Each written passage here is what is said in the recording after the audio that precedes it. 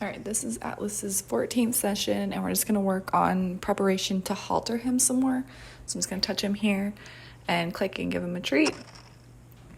So just start by just getting him used to me, like, okay, I'm gonna touch your face, like, see where he's at, see how spooky is that particular day.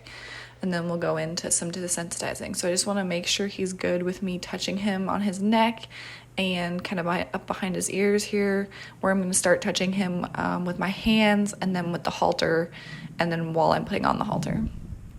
So he stood nice for that, so I'm going to give him a treat, and then fast forward here through him eating, because it gets pretty boring. But I'm just going to desensitize with the stick on both sides, and then start desensitizing with my hands. So work up behind his ears here, get under his neck, because I got to bring my hand under his neck so I can reach the other end of the halter. Make sure he's okay with all that. And I had the stick up over his neck so he can kind of see it on the other side, because he's going to see my hand up on the other side of his head when I reach over his neck. So I want him to make sure that he's okay with all these little pieces before I start adding them together.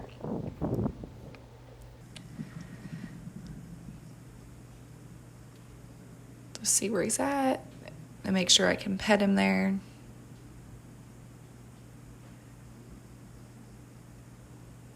He's a little bit worried, but not too bad.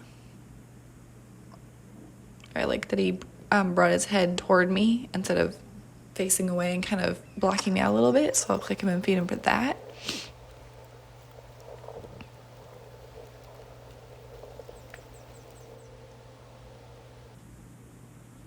No, come back.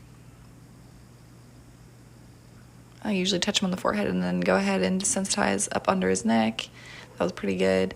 So when I'm clicking him here, he's getting a little excited. That's why he's putting his head up. That's what you see there. So I'm not leaving on tension. I'm leaving when he's relaxed, but he's lifting his head up because he hears the click and he gets excited for food. But I just had him yield his hindquarters over. He did that really nice because I just want to put him in position so you guys can see me desensitizing him here. But I did do the desensitize to the stick on the other side, on this side, just facing the other way, so it was the same thing. So I didn't show it here, but same exact thing. And now I'm just going to go through with my hand and make sure I can lift my hand and put it up over his head. So he was fine with my hand over his head, so I'll click him here and give him a treat.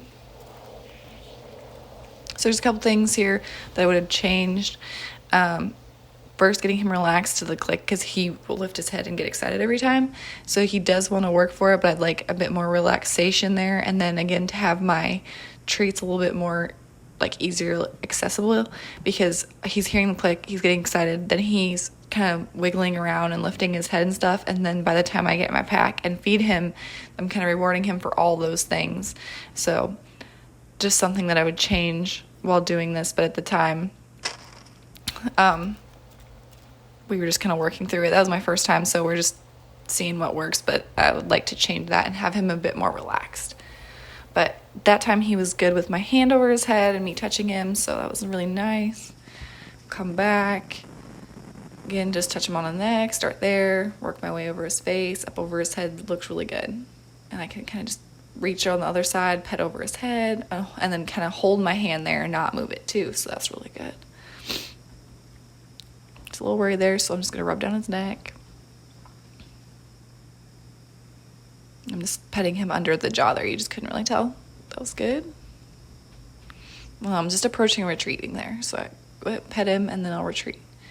So a lot of this tension is like, it's not him necessarily worried about that part, because he's pretty good. See, and then he's like, oh, the food, because I clicked him here. And then he's like, oh my goodness, I want to get some food. So that's the part I would definitely change. But this is still some good stuff. And now I'm going to introduce two hands. So I'm petting him on the neck with my right hand, and then I'm just kind of moving my left hand around near his face. So I'm not touching him, but now I'm going to get a little closer and then kind of just touch him on the cheek a little bit. So I'm kind of creating that movement, like, oh, here's my hand. Okay, it's coming closer. Okay, you were right about it. And then I'll just touch him on the neck there. So I'm just introducing it very slowly. Especially for the Mustangs, two hands are much scarier than one. So I kind of take it nice and easy and make sure he's okay with it before I just touch him with two hands and scare him. I don't want to do that. So, but he's like, I'm ready to eat my food. He keeps moving his head up and down. So I'll start here, I'll work my way on his neck, make sure he's cool with that. Okay, I have 2 hands, and then just kind of show him that I'm coming, and then I'll touch him there, retreat, come back. I'm like, okay, I have 2 hands, I'm gonna touch you, and then I'll click in with my hands both on his neck, and then feed him here.